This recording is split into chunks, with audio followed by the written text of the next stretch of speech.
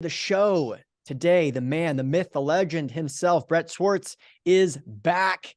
He is considered one of the most well-rounded capital gains tax deferral experts. He is also an excellent speaker. He has spoken at some incredible conferences, on some incredible podcasts. He has been involved in hundreds of millions of dollars of transactions and has helped people save, I don't even know the number, a lot of money on capital gains through the Deferred Sales Trust strategy. Brett, welcome back. Hunter, so good to be here. Thank you for having me. So offline, we were talking about, number one, you got a new book coming out, which is super exciting. We'll talk about that in just a second. But one thing I love about the way that you're positioned in the space is that all of your clients come to you when they've basically made it financially, right? They've made it they've made money, they've made millions of dollars. They're trying to defer capital gains. Most of the people in the world are trying to make that money, and that would be a huge benefit for them to have a problem like that. But when you get people that are later in the stage of their kind of economic development, things get really fun, but you do uncover different problems at that level. And so I want to talk to you about kind of some of those problems and how to solve them. But generally speaking, for those that don't know, he has been on the show before. We'll link to some of those appearances on the show notes page. Just real quick, high level, what do you do with clients? How do you work with them? Yeah, we help them defer capital gains taxes and really unlock the freedoms they desire, whether it be location freedom, time freedom, the business freedom, the 1031 freedom. And it's really to hopefully they can see and feel and understand that, wealth is not just the financial freedom of replacing your expenses with passive income. It's also the ability to, live a legacy and pass wealth and build wealth in a way that gives you the freedoms you desire, like optimal timing, like new depreciation schedules, like eliminating estate tax. And so through a special strategy for a special person who created, he's one of my business partners, we're helping people unlock wealth, I think in a new way that gives them the ability to be an entrepreneur or to be retired, the ability to be active or to be passive. And when you do that together with the team, that's what the transformation is. And so we're hopefully people can see and feel and that they can be transformational when they want to exit their highly appreciated assets. Cool. And obviously we've talked in detail about the Deferred Sales Trust on the show before. We'll link to that in the show notes page. If you can't find it there, just search his name plus ASIM Capital and Deferred Sales Trust. That would be a good place to start. So let's talk about some of these freedoms, right? I mean, I think most people know about financial freedom. They want to be able to make enough money to live a life that allows them to spend their time how they want to. Do you still feel like that's kind of the definition of what financial freedom is in this world that's always changing? 100%. That's consistent. That's financial freedom. You make sure your passive cash flow is offsetting your living expenses, hopefully plus a much more margin to be able to travel and spend time doing the things you want to do. So it's basically replacing your time and energy that you have to trade for cash flow by investing into other things that are working to give you that time back. So that's still consistent. Absolutely. Okay, cool. But that's not what we're here to talk about today, right? We're kind of assuming, hey, listen, you've got it. If you're listening to this podcast, either you've already achieved that or you're on your way. We're trying to give you the tools to get there. But when you do achieve that, it's kind of like if you buy a nice car, you're kind of driving home, you're like, now what? Well, there's a lot more. There's a lot more to life than just simply having a lot of passive cash flow. There's other things that people aspire to accomplish. What are some of those things that, people may have uncovered when they do achieve financial freedom? Yeah, I like to start with a client of mine named Ron Anderson. He and his wife owned a multifamily property that they converted into an Airbnb, and it was wildly successful in the Denver, Colorado area. And they're making a massive amount of cash flow. And they were like, oh my goodness, this deal is just crushing it. But they're like, but our time and our energy is just being pooled all the time to help, manage and operate this thing. And this was about a $4.5 million asset sales price. Plus they had a lot of debt at about $1.3 million on the debt on there that they didn't really like. And so they just said, you know what? They looked up and they're like, man, we have these other properties, these other assets that are, definitely not as time consuming or at least stress, the stress that they were having with this property. They said, what if we were to sell this one deal, pay off our debt, and then not have to worry about all of our time and energy going to this property, and even still keep some decent cash flow with the Deferred Sales Trust. And so for them, they achieved financial freedom. It was now the time and energy freedom for location to travel more, not have to be tied locally to Denver, the ability to pay off their debt. They had some debt freedom. They didn't really want to be in debt. They also thought the market was starting to shift. They did this about a year ago, and they were pretty smart about the timing of all of this. And so now I call him up and he's like, yeah, this is great. Second deal, Warren and Catherine, they've been in real estate for 25 years, multiple 1031 exchanges. And the husband, he's driving 4.5 hours to have to, fix things at the property. He still has property management, but it's 15 units. It's in Taxifornia. It's about a $2.5 million asset sale price. Really no basis, really no debt. Their NOI is about 120.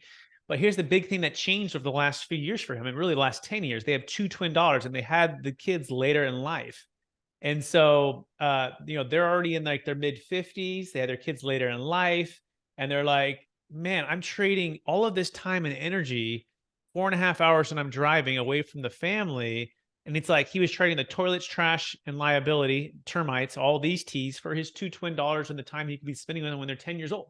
And so for him, it was very clear, although it was hard for them to give up that unilateral control of that asset that was producing good cash flow. But once they looked at the Deferred Sales Trust, they said this was and he's like so relieved now. He's like, Brett, I didn't realize how much of a burden it was to have to manage and operate these properties until I'm out of it now, because I've been doing it for so long. This is just, as a husband, I was always the one to provide for the family. I wanted to keep a security there, and this was our retirement plan, and it's there. But then I found myself trading my time and energy that I could be spending with my daughters. He's like, no. So he ended the property, and he's never been happier. I love hearing that. That's great. And obviously, the burden of the timeline and all that stuff is something that with the Deferred Sales Trust, you can kind of eliminate that. Just for context for listeners, I have not implemented that strategy, but I have done quite a bit of research, many of which has been recorded, and you can just, like I said, go back and listen to some of those things. Cool. I love it. Okay, cool. So what's the next step then? He's got the sale. Go ahead. Yeah. So I think a couple of things is, if you're listening to this, you might be saying like, how can I relate this or how can I connect this? The first thing we want to help you do is envision or, have a vision for your wealth plan. Like, what does that look like beyond just financial freedom, right? How does your time, your location, what does are you entrepreneurial, right? Or are you wanting to be passive? Are you wanting to diversify your wealth and be liquid, pay off some debt? Realizing that your vision for your wealth is the most important thing in your wealth legacy plan before you pick any strategy, whether it be the Deferred Sales Trust, a 1031 exchange, a donor advised fund, something that's charitable, some kind of life insurance thing. Like, all of these different things are just tools and strategies, but your vision and clarity of what you really want and desire, where you're trying to be, is the most important thing. So once you've established that, then the second thing is, okay, which strategy or strategies, it could be plural, are going to help me to achieve where I want to be. Number two, on that, the same thing is you want to build the team. So you're going to build the strategy, build the team. And who's the team to help me get me there, right? Who are the groups or the people like a Hunter Thompson that are investing in multifamily properties and assets that I can feel great about once the funds are there, right? So it's the investment team, it's the tax attorney team, it's the CPA, it's the my role would be like a trustee. I could be a part of that team to help you with that as it pertains to if you're going to use the Deferred Sales Trust. And ultimately, that's what unlocks the freedom to where you want to be. And so, yeah, so those two deals really come to mind. I think about another client of mine. His name is Dharma. We did $37 million worth of land sales. He's very entrepreneurial. He is 1031 exchanges for a very long time. However, he started buying these pieces of land, Hunter, and then he would tie them up. And when he would tie them up, he would improve them, but he wouldn't close on it until like 6 months from the date he tied it up. And he put like a large non-refundable deposit down over a period of time. And then that was on the line, but then he would find a buyer once he's entitled or got it passed through some things, and then he would sell it. Well, guess what? That's short-term, Hunter, right? Doesn't qualify for long-term capital gains tax. So for him, it would have been ordinary income tax. So even though it was Texas, they didn't have capital gains tax for Texas, he still got hit with income tax, federal, which is big. No, and that was a big thing for him. So he's going, you know what? I don't want to get hit with multiple millions of dollars of income tax if I can use the DST. So that was his freedom to be able to defer that and then reinvest it back into other business ventures that he was already doing. And so that's the ability to give flexibility. So if your wealth plan is flexibility and being an entrepreneur, you can use it. So that's the Dharma deal. And I'll pause there, see what you're thinking, Hunter. Yeah, that's awesome. So kind of reiterating, a lot of people use 1031s. Obviously, this is a different structure, different strategy. One of the benefits is that you don't have the time sensitivity that associated with the 1031. So you have a little bit more time. Let's say you anticipate there's going to be a market correction, for example. You can't really take advantage of that with a 1031. You're forced to replace the capital in short order. With the deferred sales trust, the anticipation is you can actually wait. You can wait indefinitely. That's in my understanding, if I remember from our last conversation. Yeah, you're nailing it. In fact, part of the chapters in my book, I'm talking about a tactical DST planning, where you're really getting down to the details. And part of the strategy, or part of the one thing I would encourage you to practice, is take a piece of paper and draw a line down the middle of the piece of paper, and essentially make a list and reverse engineer where you want to be, and write out what strategy is going to help you get you there. And then you're going to rank from 1 to 10 what's most important to you. And here are just a few ideas. I mean, capital gains tax deferral is one of them, right? That's financial. Income tax deferral, which is sometimes overlooked with the DST. Are you charitable giving? Maybe donor advised fund, right? Do you want optimal timing to be able to dollar cost average or buy when you want to, versus the 1031, shotgun wedding? Do you want diversification? Do you want to pay off debt? Do you want estate tax elimination? Do you want an alternative to a 1031 exchange altogether? Maybe you need a backup plan. You want to actually go for your 1031, but you want something to rescue it. Do you want to be able to sell a business or other assets that aren't 1031 eligible? Do you want liquidity, retirement, time and location freedom, no more toilets, trash, and termites, increased ROE, new depreciation schedule, partnership freedom, location freedom? These are just a few of the ideas. And then rank them. What's most important to you? Like, we just did a deal in San Diego. It was 4 partners selling a $13 million car wash, and they bought the land for about $500,000. It was one of those old taco stands. I don't know if you've ever been to San Diego. They're like the best, California burritos, I think, in the world. They're so good. Unless you probably go to Mexico, then they're even better. But the point is, there's like a taco stand there for like 20 years on about a 2-acre parcel in a kind of a rundown area. It's called Chula Vista of San Diego. Well, these clients of mine, they bought the land, and the way they made the deal is they said, this gentleman who's in the taco stand, they go, look, we're going to create a big old amazing $4 million car wash, but we're going to put you at the center of that car wash. So our people are getting their car washed, they can get, great Mexican food. He's like, great, we'll probably triple your sales. Fantastic. So he took the deal, made the deal. They bought the land, they develop it. Well, guess what? The value went to $13 million. So their exit was a huge capital gains tax, about 40%. But guess what? It's a partnership. In a partnership, the 1031 typically everyone has to go to the next deal, which means in this scenario, they also had some debt. They'd have to go find a $13 million deal or greater, take on equal or greater debt. And guess what? The whole partnership didn't want to necessarily do all that. They didn't want to take on a bunch. They're in the business of developing and selling at 13 million, not paying for assets that are already built for 13 million. So the deferred sales trust was incredible because it gave them the partnership freedom. One partner wanted to just pay his tax and be done, so he paid his tax. The other 3 did the deferred sales trust without having to do a 1031. They paid off their debt. And the best part about this, again, they did this deal last year before a lot of things shifted. They've been sitting calm in passive, mostly lending, multifamily lending funds that are paying about 10, 11%, not so much of the big stock market shifts. And they're just waiting. And some of them have gone into hotel passive developments. And they're really happy with what the deferred sales trust did for them. So everyone's a little bit different, but hopefully some of these stories are giving some people some inspiration. For sure. All right. So you recently wrote a book, which is cool. And I think people can get access to that shortly as of the launching of this. So if you're listening to this right now, you can get access to, I think, the pre-sale. Tell us a little bit more about the book and how people can get access. Yes, it's called Building a Capital Gains Tax Exit Plan. And we say it's the proven playbook for unlocking your ideal wealth plan when selling assets of any kind for yourself or for your clients. You do need to have a $1 million net proceeds, $1 million gain. It needs to be a bigger sale if you're listening, just and you're curious. But what a lot of people, they've told us this for years, Hunter, get in a room with people that are smarter than you. It's part of why we go to the best ever conference, right? We go and we try to mastermind with people that are ahead of us, doing really big things so that we could grow and level up.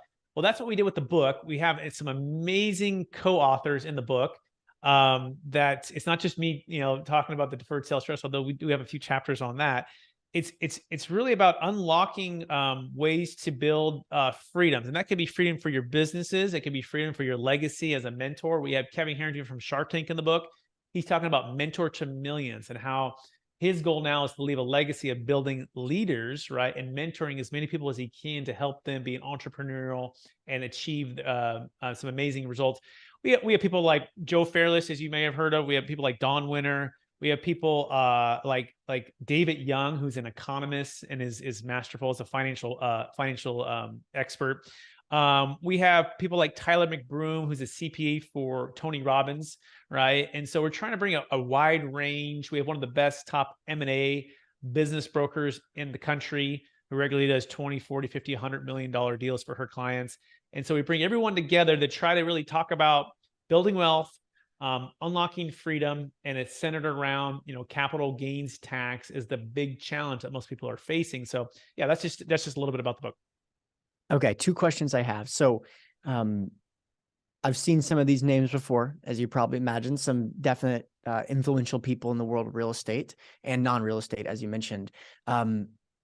Two questions. Number one, what are some of the key takeaways that you can see, like reading between the lines, guidance that you've gotten from these, successful people, mentors, et cetera?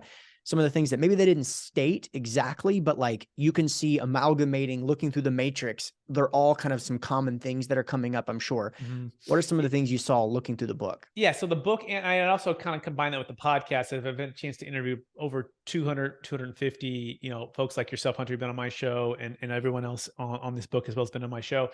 Yeah, I think the first thing is just a deep conviction and passion for what they do, right? And the gifts they've been given to be able to be a blessing and help to others. These amazing individuals have dedicated their lives, their careers to helping others in a big way. They've been given a lot of gifts, and they're maximizing those gifts with teams, building elite organizations, wanting to give back and mentor others, build wealth with multifamily, unlock freedoms for other people. I think we're all in a pursuit of freedom of some sort, right?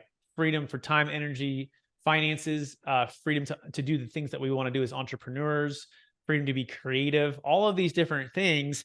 And I would just say that I think the most common, I guess, trait would be the grit and persistence to not let anything stand in the way of them achieving their dreams and helping and impacting a lot of people. I think of people like, I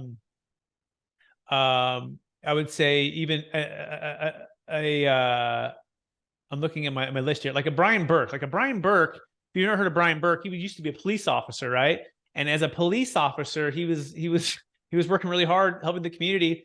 And then the foreclosure market kind of crashed. He's already kind of always been in real estate, but he really took advantage of the fix and flips. And then he moved into multifamily passive investing and helping and building a massive amount of wealth and doing a great job of it. But he took his street smarts, right, with his book smarts and investment smarts, and he built I think over $5 billion they've done over the years now. Never lost a single dollar. They're an amazing operator. And I just see how people started somewhere, right? And it may not have been where they thought they were going to be, and they end up somewhere else. Even a Kevin Harrington from Shark Tank, like he has an interesting story where he talks about his dad and growing up in the restaurant industry and learning street smarts through the guy who would switch out the kegs every day. And he would see him bring out the kegs, and he'd bring in like 4, right, or whatever, and he'd walk out with 4. But when he would walk them out, the ones that he could tell weren't new because it wasn't sweating. Like it's sweating, meaning it's like it's wet on the outside, knowing that it's fresh. And the dad caught him one time. Kevin was supposed to be the one to like regulate that. And he's like, oh yeah, he's bringing them in. And his dad's like, look beyond that. Look what's going on right now. This guy is ripping us off. And Kevin takes that into business and learning from his parents and learning from his dad as being an entrepreneur. And now he's a billionaire now, right? He's one of the original sharks on Shark Tank. And now he's taken that full cycle to teach other people. So I think that's the biggest thing, is just go help more people once you've made it. That's where you're going to find fulfillment. It's helping other people achieve their biggest success in life and unlocking their gifts. And don't stop when you're on the way up, even if you're at the bottom, because everyone had to start at the bottom. Totally. Let me kind of ask a rare question. I don't get to ask many people this, but I think you're in a position to know. And then we'll talk about the downside, right? What not to do. So there's a big difference between having $1 million and having $100 million. And not a lot of people know many people that have $100 million thing. I know that you have some clients that are in the ultra high net worth caliber, just given what you do. People come to you, hey, I'm selling this company for $50 million or something like that. What are some of the key takeaways you've seen working with the difference between someone with $1 million gain and this deferred sales trust is going to change my life versus someone that's like, I've done 20 of these and it's good to see you again, but let's get this thing going, right? Like, what is that factor? Because it's not that they've been able to work harder. That's not going to give them 100x. It's not even working smarter either. There's something else that gives them like the difference of a net worth of being able to, live a good life versus being able to like have an unlimited budget where money is not even a concern. It's a great question, and each client is so unique. And I'm trying to think of the ones that are in maybe the upper net worths versus the mid level versus just maybe like the $1 million level.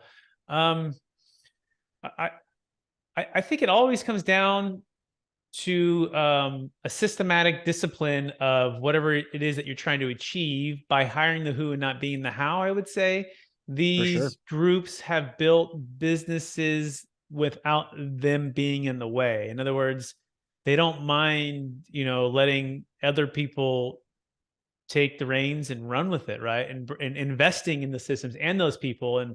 And so the biggest successes have been those that found something they loved. In fact, we were on with a gentleman yesterday, and he's looking to sell about a $45 million exit, $50 million exit, netting about 43.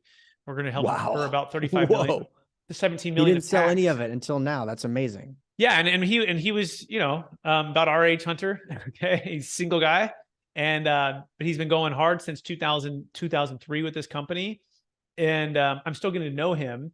But my initial take was he's been able to systematize and build relationships as the visionary, doing the things that he should be doing versus getting caught in the things that aren't going to grow the business, or let someone else grow the business but are going to help him to go win new accounts, new deals. And some of his clients are like Exxon, big oil and gas companies, Shell, Chevron, right? So he's kind of in the oil and gas industry. And so those are always just the lessons to make sure that we're learning as entrepreneurs, that we don't get in the way, that we're investing in top talent, and we're developing leaders versus just trying to do everything ourselves. Cool. Okay. Now we're going to talk about the downside real quick, and then we'll talk more about financial freedom and their creating their exit plan, basically. What have you either intuited or have you found that these mentors have been like, this is a red flag? Like myself, I coach people to get to the next level. You obviously put out a podcast. It's free. Most of the people that listen to your podcast don't have $1 million gain, but you want them to. Like, I just know from your personality, you're trying to give them the playbook as best you can. What are some of the pitfalls people can make on that journey, getting to that $1 million mark? What are some of the things, the red flags you can see? Look, listen, man, if you continue down this path, you're not going to get there, just so people can avoid that and reverse engineer what they shouldn't be doing. I think the biggest thing is analysis paralysis, right? It's just literally just always getting in the own way of the fear of what if I do something, right? And for all of I think the people in the book are ultra successful. I think there's a saying to punch fear in the face and take action, right? And you've got to have a mindset and or be around those who have a mindset of taking action. It doesn't mean it's reckless. It means it's thought out. It's someone who's been there before, who's given you that guidance, and then you've got to step into that and just go do that. And and you're going to learn along the way. And it's part of life. It's part of everything we've ever done, whether it be public speaking, getting on a podcast, recording a video, going on that first job interview, playing in some athletic, contest growing up. Like, all of these things take action. And I think sometimes as we grow up and we get to a certain age, if you're not practicing, I guess, that act of faith in yourself and belief that you can make it happen. And number two, that there's a bigger purpose for everything that we're doing. For me, I believe it's a bigger purpose that God's given us these gifts to be a blessing, help to others. And it's our good stewardship to be able to go take action and help other people take action with it. Like, Hunter, I think we were talking at the Best Ever Conference, and it's so true. And I remember I was introducing you to, and by the way, we're working on that deal still. We'll see if it happens here. It's $150 million exit for a client. And I said, hey, Hunter, he's looking for any which way that anyone who's heard about this to hear it from them. Like, Hunter's probably one of the best people because we've done podcasts on this DST, and he's able to break things down in such a succinct, amazing way and ask amazing questions and get to the pure essence of what it is, right? And so that is a gift, right? And once you recognize that's a gift, and I think you do, right? You know that, then you have to be a great steward with that gift to go help other people who don't necessarily have that gift of thinking on that level, that frequency, right? They may think on a different level, on different frequency, but for investing and for getting to the bottom of things, you have that gift. And so bringing this full circle is you want to make sure that you're believing that you do have a gift, and then B, how do you make as much impact for as many people as you can with that gift? And then of course, how do you monetize that too, right? Work with mentors who could help you with that, with coaching or different things or investing. So that's the big thing. But if you're not taking action, if you're not getting the masterminds, if you're not getting the coaching, if you're not going to the conferences, you're not putting yourself in an environment to be able to unlock that gift and really, I guess, feed that gift, then and exercise that gift. That's the other part too. I have 5 kids, and my daughter's in gymnastics, and now she's wanting to work out with me in the morning. So it's cool. So we go work out in the morning, and then she, like the next day or the same day, she'll do gymnastics at night. And we're about to go to bed, right? And she's like reading her book, and she's like, "Dad, will you wake me up in the morning for workout?" I'm like, "Absolutely, I will, but you need to turn your light off when you go to bed right now." She's like, "Well, why?" I'm like, "Because I want to wake you up and you have full energy." I go, "Do you want to be a champion?" And she's like, "Yeah." I go, "Well, champions go to bed on time." She's like, "All right." And she turned the light off and she went straight to bed, and we worked out the next morning, plenty of energy. So I don't know how that all connects, but I'll pass it back to you, Hunter. No, I like that a lot. And that's good to tie in for kind of my last question, which is about just not focusing on the financial freedom aspect. I'm not going to lie to you. That's critical. Like if you can't make the cash register ring, all this other stuff to me is pretty irrelevant. To other people, it's not as important. I don't mean anyone listening to this podcast. Obviously, it's called the Cash Flow Connections podcast. We're just more inclined towards financial things. Like that's like step one. You got to be able to have a house. You got to be able to eat. Those things come from finance, from my perspective. Then though, if you only live your life focusing on quote financial freedom, you're quickly going to find out that there's other things that may matter more, but they have to be reverse engineered into. I'll tell you what I mean by that. If you are in pursuit of making a lot of money and you have a problem with your health, dude, the money doesn't matter all of a sudden at all, at all. And if you haven't been sick in a while, I don't get sick very often. I take good care of myself and have been blessed with I have a good system for fighting off things. But dude, if you're sick, it's like, how did I ever live a world where this could possibly be possible? And then the moment it's over, you kind of take it for granted and move on. That's just one though. What are other things that come up where you're like, look, it's not just money that matters. It's not just the money freedom that matters. Yeah, good question. Besides just the health, I think for me lately, it's been, and it's cool because iPhone has this new thing where you can set profiles and you can automatically set the profiles to only accept certain calls at certain times. And it's literally turning it off. And I learned this from Don Winter, and I'm trying to practice. It's called the 20-mile march. And if you haven't looked up the 20-mile march, check it out. It's a whole thing. But the point of it is march and take massive activity during the work hours. And then beyond that, turn it off and know that the next day you're going to be re-energized. You've connected with your family. You're not letting your health go. You're not letting these things that you should be doing, your faith, finances, fitness, personal development, leadership, family, friends, fun, fulfillment, kind of those major things.